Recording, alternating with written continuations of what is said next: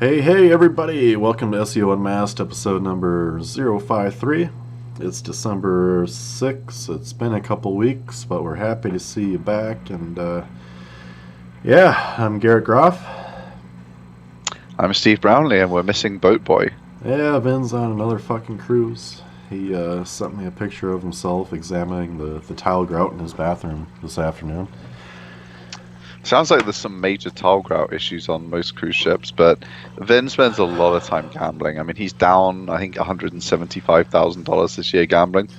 So he's going to have to charge you an extra 2 cents a word from now on, just to kind of. He may very well be looking at the tile grout to voice a complaint to recoup some of his gambling losses on the cruise. Yeah. Well, I mean, they'll give him 50,000. He's probably swallowing, not swallowing for bacteria. Well, that's a separate thing. Swabbing for bacteria, trying to find some rare infection from a port of call that might get him off the hook of his probably $50,000 gambling credit that he took aboard. But hey, what do you do? I don't know. I mean, I think, I hear they can sell his house to recoup it, so he should be fine. Yeah. He just had those nice bookcases installed a couple months ago. That should add some value. Yeah, I hear his parents have a really nice shed for him, so he should be fine. Oh man! So I wanted to start with PewDiePie versus T-Series. Let's just see what the score is at the minute. So I'm sure you guys have all been following this. I mean, Garrett's been all over it, man. Keep talking while you're talking. I just realized. So there's this Indian TV network, and they do like some kind of auto-subscribe thing. So when people sign up for the internet, they're automatically subscribed to T-Series. And I don't know, PewDiePie was on like 60 million subs or whatever, and they just came from nowhere to almost 60 million. And the YouTube community has got behind PewDiePie. If you search for some of the videos, there was a YouTuber's bought like billboards all throughout his town. Like every billboard in his town says subscribe to PewDiePie.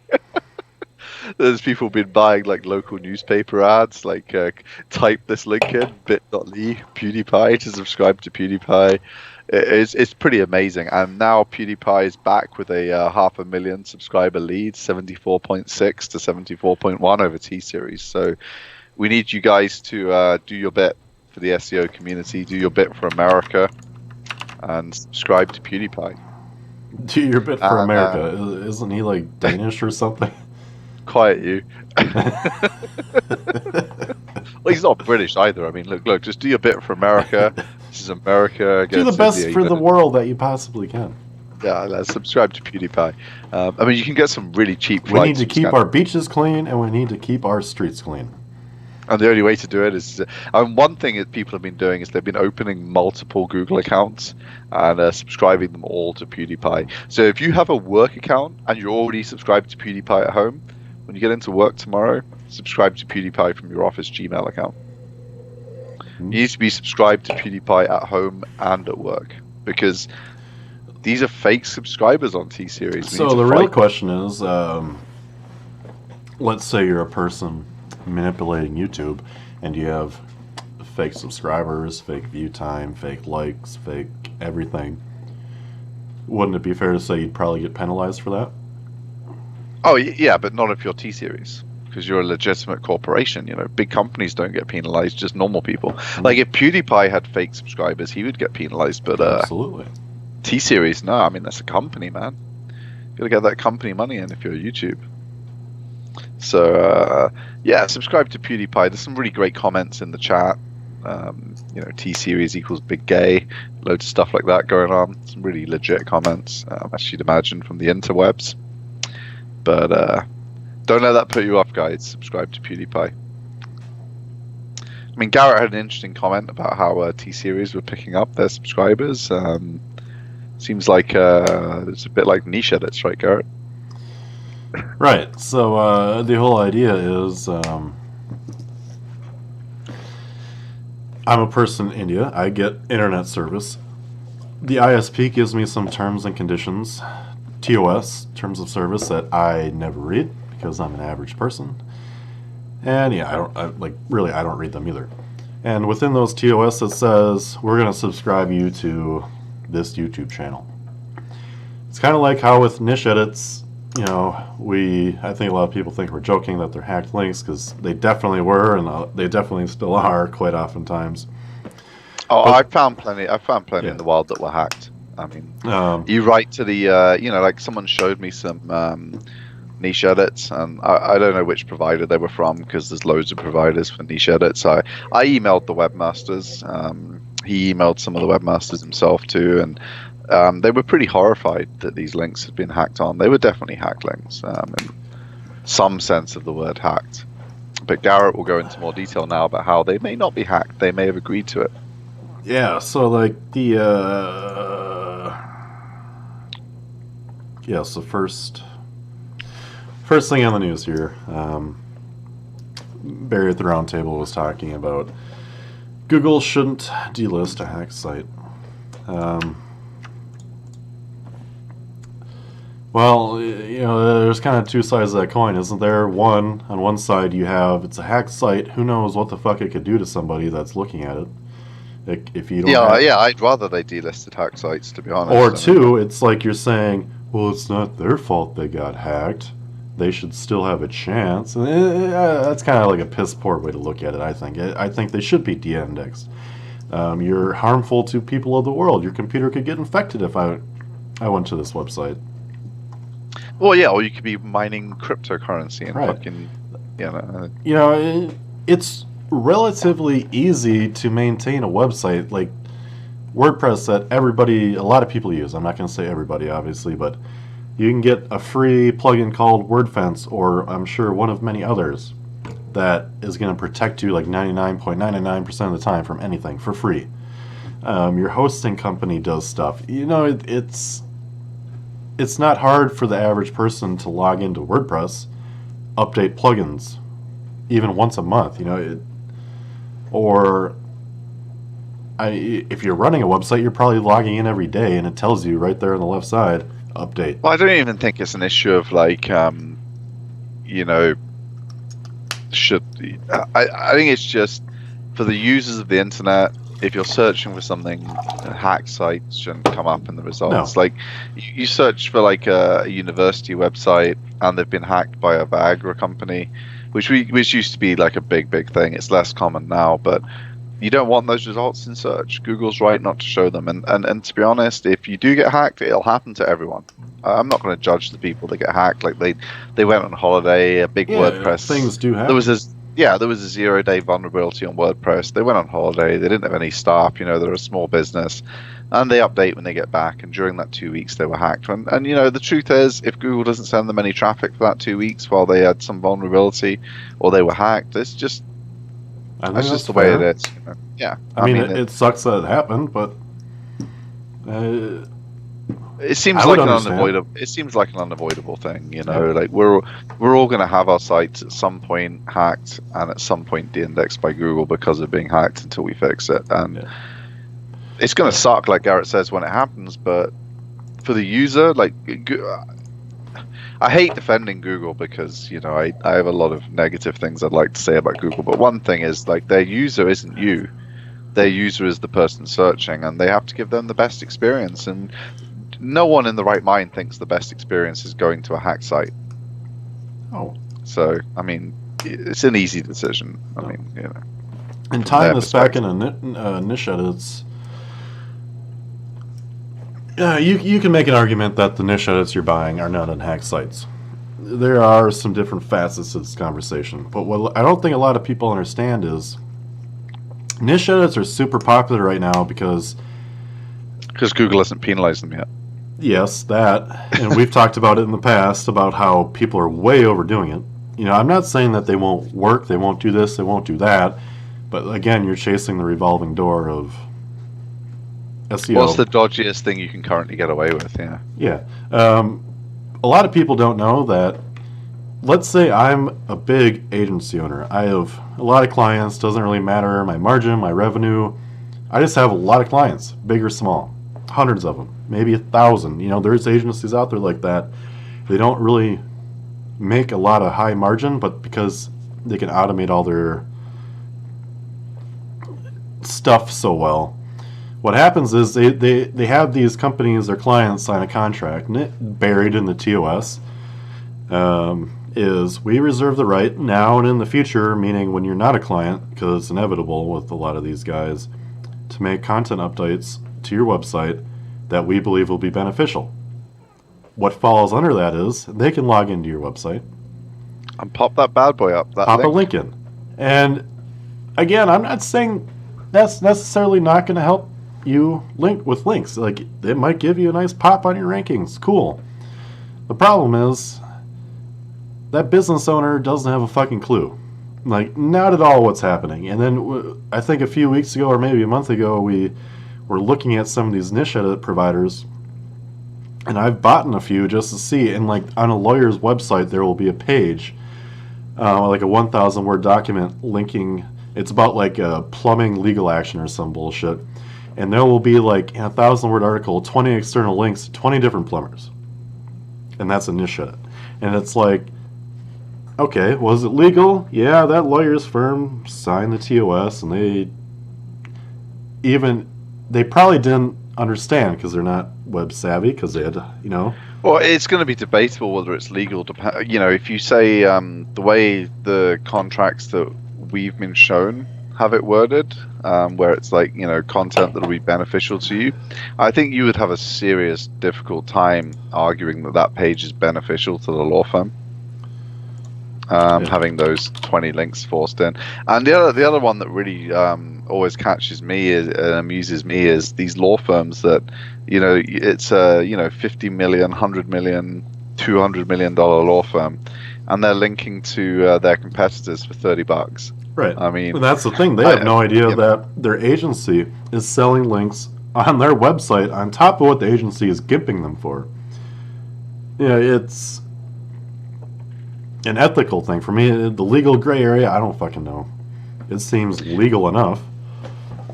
And then, of course, there are the niche edit providers that just hack links. I mean, there's a case that basically they're almost all on WordPress and legal blogs.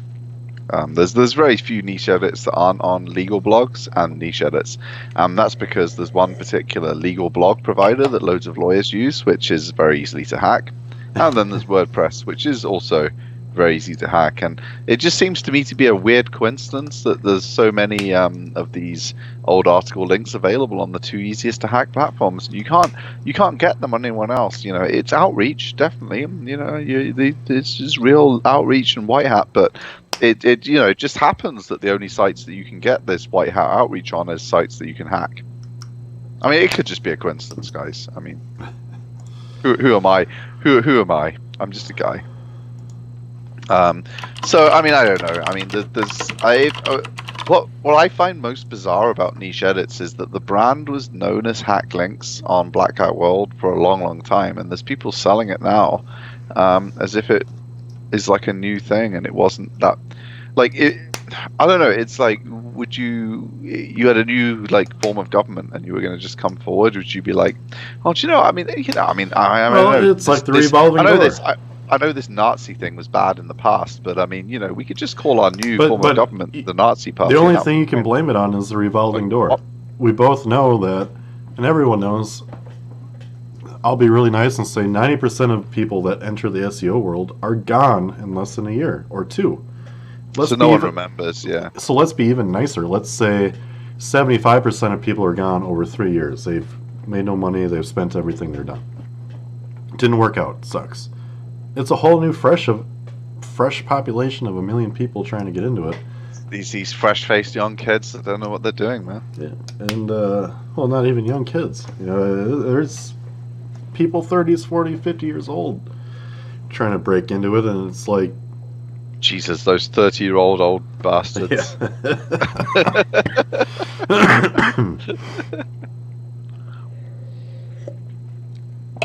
And again, like I will argue, I'm not going to necessarily say that a lot of these things don't work. They're cheap. They probably have some value. Cool. I'm not interested in chasing everything every day. We can afford to build our own sites and build really good links, and yes, it takes longer, it costs more money, but once we rank, good luck. And I'm not talking like a year or two from now. I'm like talking forever. You're miles behind the ball. Oh yeah, I mean, you just got no interest in, and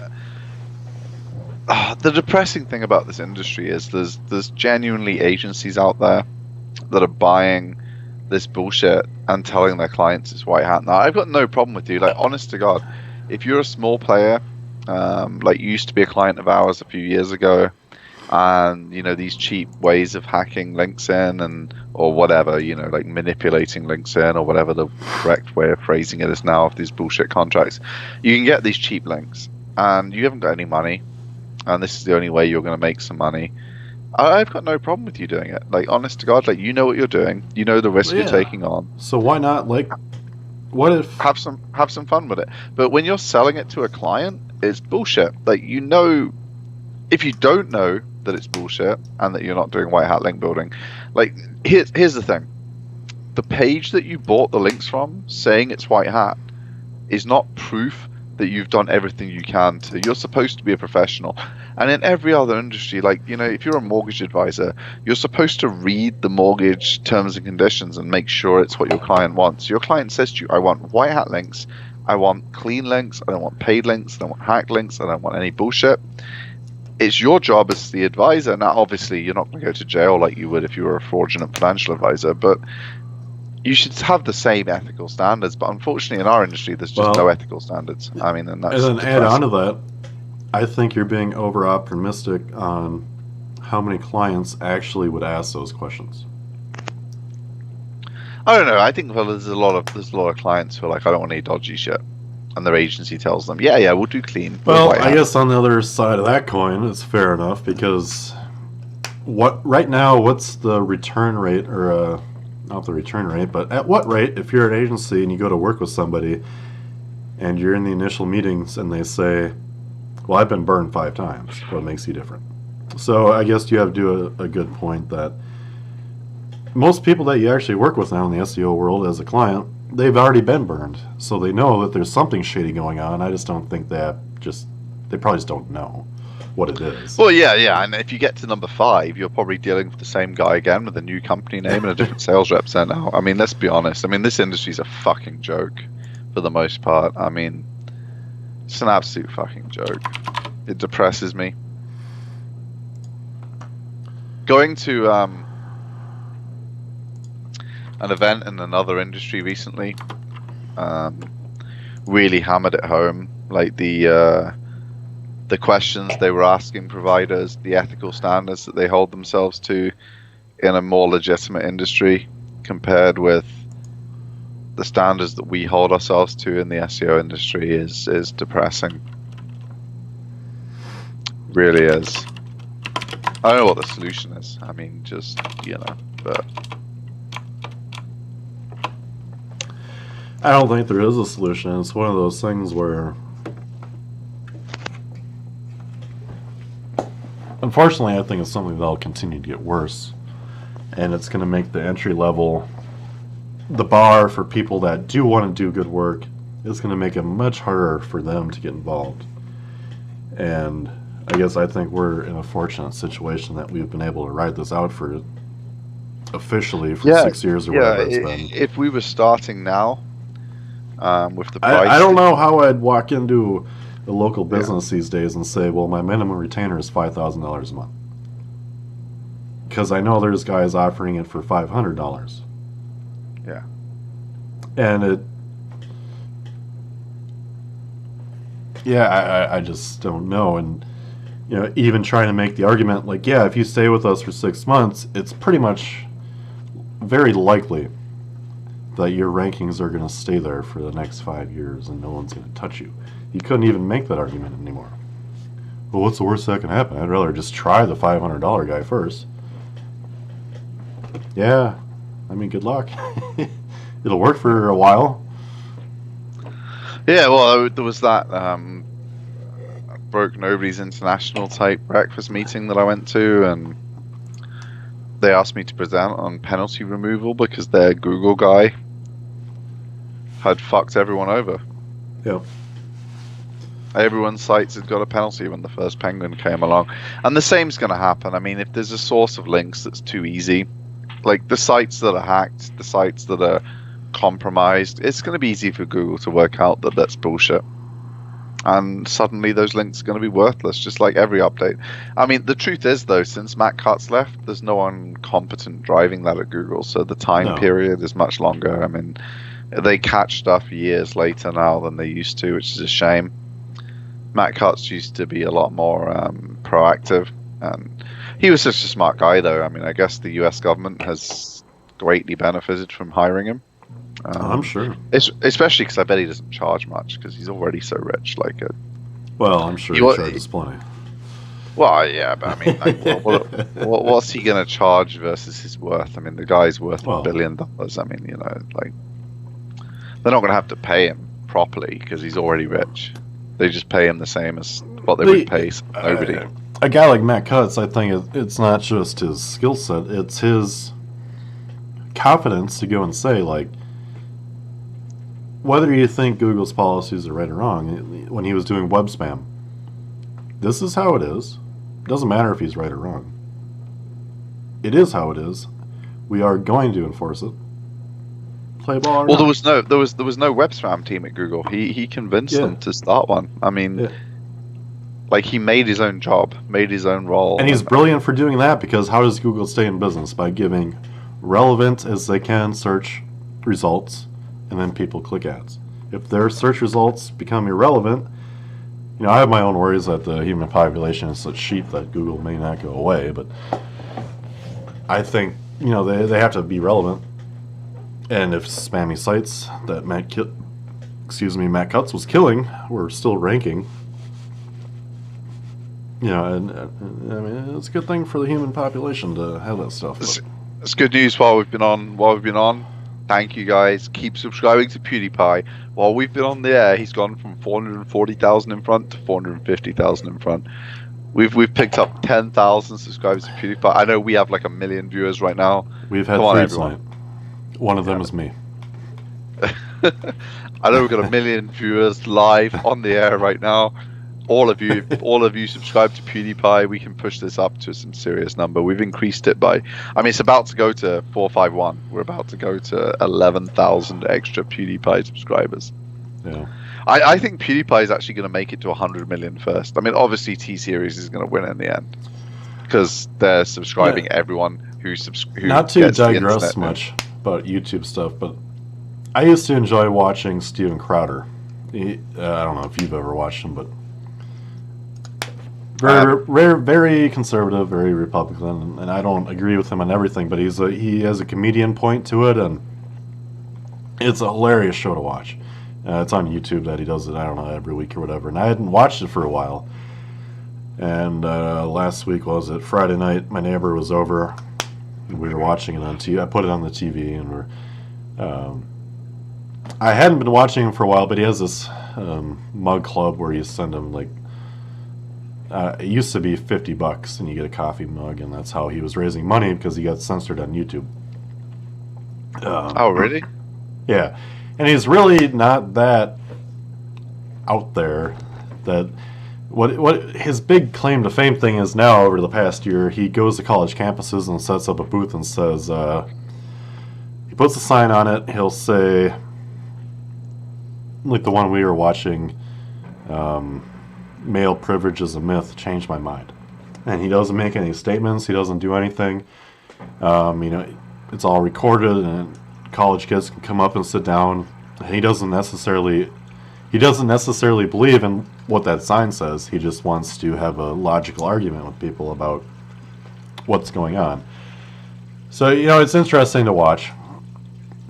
But you know, I was upset all of a sudden. I'm gonna guess because of the censorship, and he wasn't making enough money off his mug club because of the censorship, that he had to join in some Republican network, and all of a sudden it was $150 to join the mug club when my neighbor and I wanted to join it last Friday night.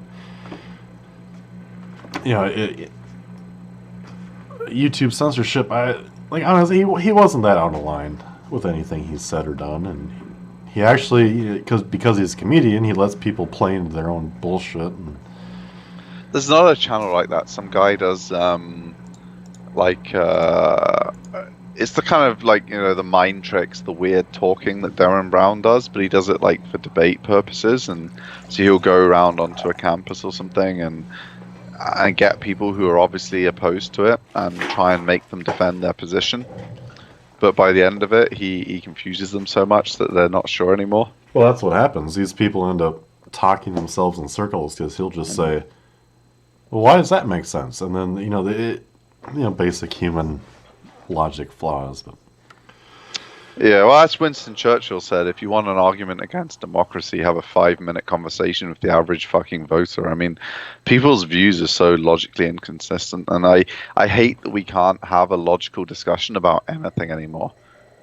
Like, you should be able to just have a good think about something and say, well, I get what you're saying. I mean, obviously, like, Garrett's not saying he's against women's rights or women being treated equally or any bullshit like that, but he would be automatically, for saying that he supports the idea that you can have that discussion, people would like throw eggs at his face if he went to a campus. I mean, I guarantee Garrett would get egged on some campus just for raising this discussion as something you can discuss. But if you can't make logical arguments to support, and I'm not saying there aren't logical arguments to support it, there may well be, but if you can't make them, then why do you have that view? If you have no evidence and no rational reason to think it. Now, obviously, for the people who do have evidence and do have a rational reason to think it, you can have a good conversation with this random booth. But it just turns to violence. The way we're going in society is everyone just gets so angry with each other, it's insane. And I'm pretty politically agnostic. I mean, I'm not a party loyalist on it. I mean, obviously, as a European, I'm a communist, as far as the Americans are concerned. But, like, in all seriousness, I mean, yeah, I'm party agnostic. I like to just listen to what people have got to say and have a think about it. If we get to a point where I don't get to listen to anyone because everyone's fighting each other and everyone's insulting each other, that's not a dialogue. That's not useful to anyone. It doesn't make a lot of sense to me. I know that's kind of irrelevant to SEO, I guess, but yeah, so I might as well keep going. So what's this article from Marketing Week? Gary Vaynerchuk, I'll let you tell. Oh, good old Gary V. So, I mean, Marketing Week is just having a good old rag on Gary V. This is something that I've always kind of thought about, but they really word it so well. You guys should have a read of it. I mean, the gist is, so he is like Darren Brown. He's a magician of words, but he doesn't. I need to Google Darren Brown. Nothing. Yeah, you watch some of Darren Brown's YouTube shows. He does a really good one. I can't remember the name of the show now, but he does. I found it. He debunks people who think they have powers, like, they can talk to the dead and all that. Why kind does of stuff. he do this? What does this mean? I don't know. All right. You have to do some more googling for that. But he debunks like faith healers, and he goes to the leading authorities, like the American Faith Healing Association or something, and he faith heals someone in front of them and gets signed off, and he talks to the dead, and he reads people's like drawings through a wall and stuff like that, and he's like, I have none of these powers. I'm just a magician. All of these things are just fucking magic tricks. Like, you people have been fooled by magic tricks for 100 years. Like, these are just magic tricks. I'm doing some tricks, and it was a really good show. But anyway, he's a lot of his tricks, though. That's his deception, is that they're tricks of the mind all the time. Some of his tricks, you can watch another British magician called Dynamo, and he does the exact same tricks but without saying a word. Darren Brown tells you that they're mind tricks, and that's his kind of sleight of hand, is that he makes you think about what he's saying, whereas really the trick is just a standard magic trick that loads of magicians can do. But that's just part of the fun of watching a magician, is you don't know how they're doing it. So But yeah, like, so Gary Vee is kind of, when he's on stage, he uses a lot of those tricks of the words and the way he leads you along. He's like, how many of you pause Netflix every time? Yeah, all this kind of nonsense. Like, who uses their TiVo box and never watches yeah, adverts are useless, so you should just totally hire my agency to do Facebook. And it's, the numbers don't match that. Right. Like, I watch way more adverts on real television than I do on anything else, because on your computer you've got this magic thing that just makes them never fucking show up. Right. Like whereas all right, and they actually did a study. I have no idea, but what percentage of, say, Americans actually have TiVo where you can skip the advertisements? I don't know. According to Gary Vaynerchuk, 100%. Fuck that. What percentage of Americans actually pay for cable TV or satellite? According to Gary Vaynerchuk, 100%. Because nobody my age, like, obviously some people do, again, because I had someone email saying, when I say nobody, like 5% of people my age pay for cable or satellite. Like, everyone just streams shit, and there's no ads anyways. Well, one of Gary's main arguments is, as soon as the adverts come on, you grab your tablet and you're on here. Well, they actually showed... For a minute and a half? No. Yeah, what they've actually showed, though, in research is the advert being on in the background when you're thinking you're not listening to it is more effective than when you watch it.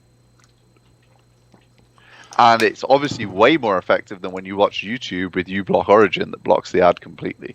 So, I mean...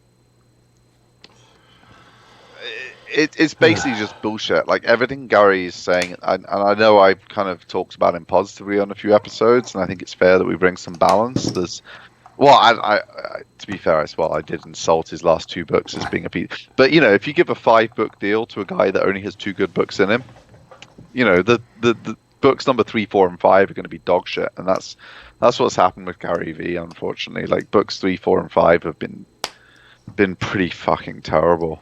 Like, he had 2 good books in him. They gave him a 5-book deal. I mean, what's he going to do? If someone gave you a few $1 million and you had to write 5 books and you only had 2 good books in you, you'd write 5 books, wouldn't you? I mean, come on. I'm not criticizing him for writing. So there's a graph here in the article saying the average individual watches 4 hours and 39 minutes of video per day. 16 to 34-year-olds watch slightly less, 20 minutes less. All individuals, so all age groups, 56. I thought all 16-year-olds spent 100% of their time on YouTube. All individuals, so 56.4% is on live TV versus 16 to 34, 33.1. So marginally. So, yeah, I mean, there's no question. Like, you were just saying it. Like, people from your generation watch less TV than people my generation. I mean, there's no question. But there's still a lot of people watching TV. But of the people who watch less TV, like, how much more ads are you watching elsewhere? None. Right. And so you're just watching less ads, but the ads you do see are probably all still on TV. Mm-hmm. I mean, how many ads have you seen not on TV? I mean, so 22.1% of the 16 to 34-year-olds, that's that 22.1%, that's of their 4 hours and 19 minutes, 22% of that is watching YouTube a day. So they're spending an hour a day watching YouTube.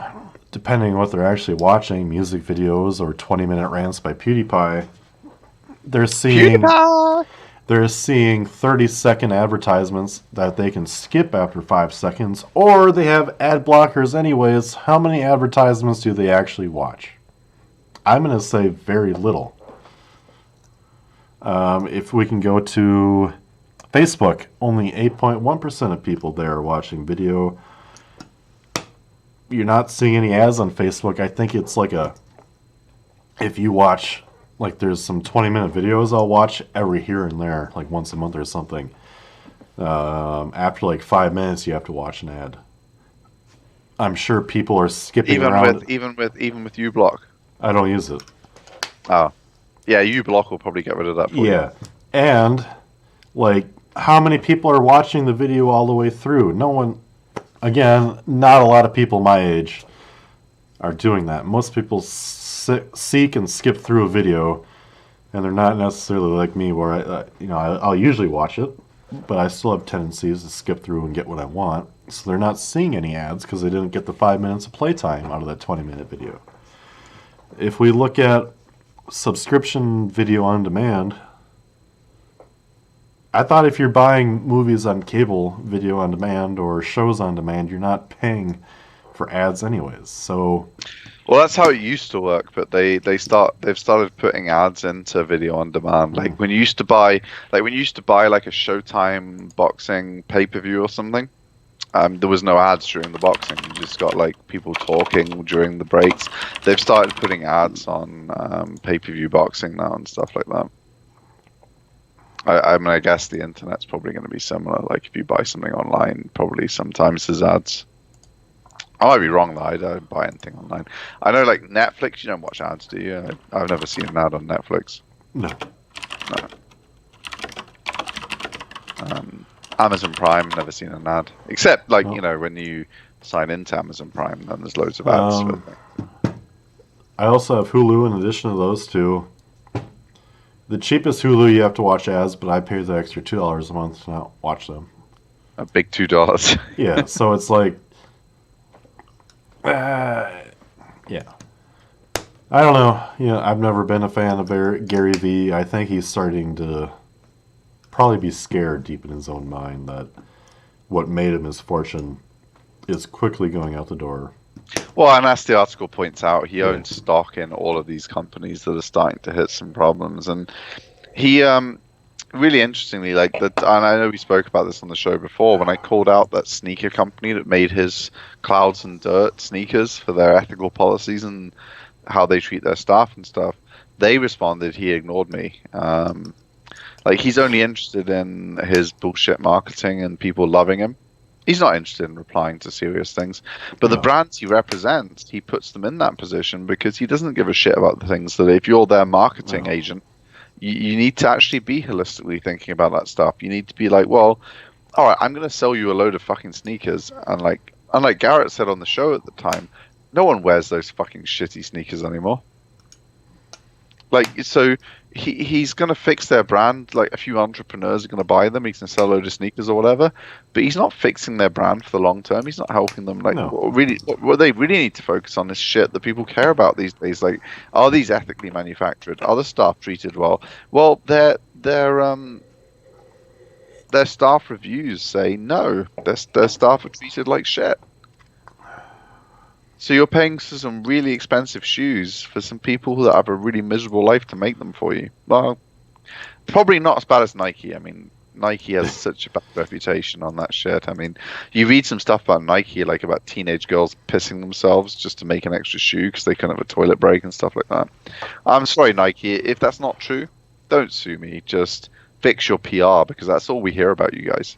Yeah. I mean, it might be true, it might be not true.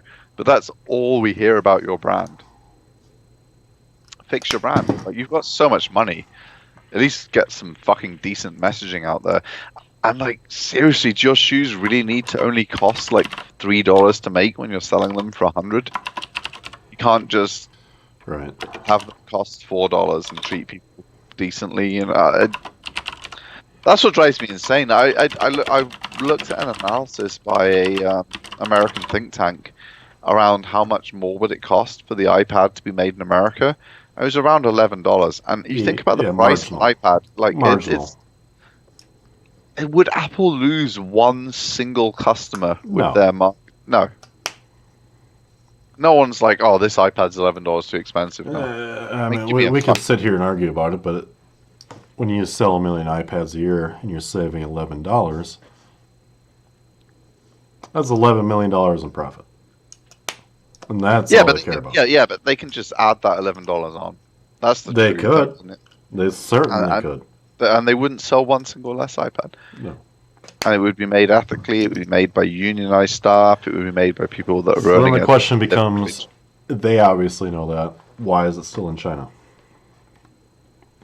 What else is going on that we don't know? Because they're too scared. They're too scared to do it. Because it's working now, and they can get away with it. Why risk? Why risk a change? There's no government policy forcing them to do it, and it's slavery by another name. When we buy products that are cheap, that were made abroad, we're buying them because the things that we wouldn't tolerate if workers in our country were subjected to them. Workers in other countries are being subjected to horrific conditions, but then they're not our people, so we don't care. It's just slavery by another name. I think I think you're being too generous. It's not even in a different country. It's not me. Yeah, well, yeah. I mean, there's plenty of historical evidence that we didn't care when it was in the same country, but when it's in a different country and the law doesn't even protect these people, we just really don't care. We're like, wow, it's legal where they are, and of course, like the American kind of. Who are we to say? Yet we have our fingers deep in that honey jar. Exactly. Speaking of money, next on the list, you want to talk about Klarna, which I guess you had said in the notes you didn't know much about. Actually, yeah. So this is a pretty big thing all of a sudden in America. Klarna is a little bit different than, say, a firm where. Like big ticket purchases, like expensive TVs, whatever. A lot of companies all of a sudden, they're not offering, like, you can still get store branded credit cards, obviously, but there's stuff like Affirm. Finance your $500 TV, because if you finance it for 6 months at 30%, it's only going to cost you an extra $30. Now you can afford that TV you wanted because it's only cost you $80 a month or something. Klarna is a little bit different. Obviously, they take the hit up front. They pay the retailer, ship you the product. You like it, you either pay them in 2 weeks for a small pointage fee or maybe in 30 days. I don't know exactly what their rate is. And they also do the same thing as a firm. I think Klarna is through like Lenovo and stuff like that where... Oh, okay. A $2,000 laptop from Lenovo, let's say I really want one. Why not finance it at 30% for a year? You're only going to pay an extra $200 on your $2,000 laptop. Whatever it comes out to be. Probably more. Probably like $600, yeah. Yeah. But I mean, $600 divided by monthly is only right, 40 that's something, the thing. Whatever it is. That's the thing. So it puts obtainability in the consumer's hands at a price. And, really, it's not much different than owning a credit card or having a credit card. Yeah, that's why. And my credit cards have much less interest than 30%. I mean, they're not great. They're 20%. That's what I don't understand about why this. Not put that $2,000 laptop? Why are millennials foregoing their membership rewards points and not just putting this on their Amex? I mean, I don't understand. I will put this, if I didn't have the money, I would put my new $2,000 Lenovo laptop on my Delta Sky Miles American Express card. I would get 2,000 miles, which isn't worth much, $20. It's $20 you didn't get in your loan. And my interest rate, if I was going to pay that off over a year, is 10% less. Yeah, get it on the Virgin card, man. Get those Virgin Atlantic, Delta Sky Miles. And I tell you what, Virgin and Delta service, different class. Yeah, especially Delta. I mean, I carry the Delta Sky Miles Platinum card. I carry the American Express Hilton card in my wallet. I just got a huge. I did $700 of Christmas shopping for free on Amazon because of the Hilton card. I have a British Airways card that I don't even fly, but I get points and transfer them to American Airlines.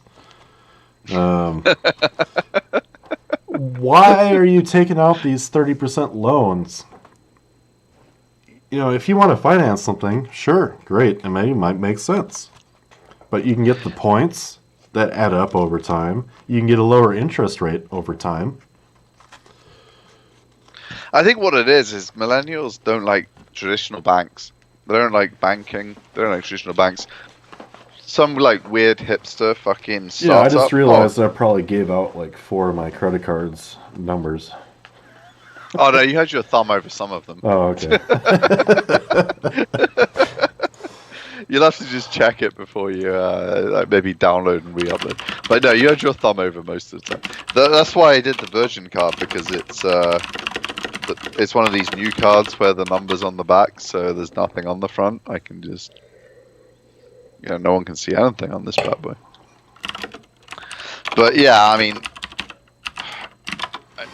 I think it's a product that solves a problem that doesn't exist. I mean, I've heard. I mean, like the article does say, like, sure, there's always been catalog sellers, everyone does it. Like, some catalog with stuff that you want in, and they say, "I will bill you like 2 months later or whatever." And as long as you pay within the 2 months, you don't pay anything. And if you go over the 2 months, then they start charging you interest to pay it back. But that's not why the catalog sellers did that, just to avoid the credit card fees. This is like these people charge you fees as if they were a credit card company, but they give you none of the benefits of a credit card company. You stick this on your Amex or your Virgin card or your Sky Miles card, you get all the miles, you get all the chargeback protection that you get all the insurance that credit card companies give you, and the lower interest rate. This is the weirdest millennials-related article I've ever seen. A few years ago, when I was coming out of my tumulus fuck up my personal life, my credit was really bad. Even if, like, I was not in a good spot with that. So what I would do was, if I could afford to buy something for $1,000, I would just finance it on these stupid loans for 3 months. So like $1,000 loan would cost you $300 in interest or whatever the fuck, or divide that by 4, so $180, whatever the fuck it is. I don't know. I can't think. These loans, these micro loans, do report on your credit file, and you do 3 or 4 of those, and you pay them off early, so you save a lot on the interest. You save the $80 or $90 in interest, whatever, and they were good for that. But I paid them off. A 3-month loan, I would just pay the first payment month 1, and then month 2 I'd pay it off. Like little tricks like that can really help. But like we've been talking about, why not stick it on your rewards credit card? There's so many out there. You're getting the points. You're paying less interest if you're gonna borrow money that way. I mean, I don't think you should be putting a $400 TV on a credit card if you can't afford it. But yeah, I mean, if you got like a rewards credit card where you're getting like 3x points or something, you buy like a $2,000 TV, you got like what's that, like 18,000 points. I mean, so you got like already immediately you got a free flight. You've bought one TV and you got a free flight. Right. You spend like your like gas for the year. I don't know. What do you guys spend in gas like over a year typically in America? Most people drive a lot more than me. I'm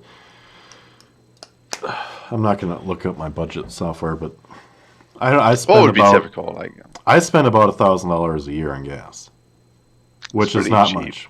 So I would say the average person, $3,500. Yeah. So I mean that. So yeah, when you add that on and you take like a points multiple on it, like there's some cards that do multiples on gas and stuff. You've got basically a return first class flight from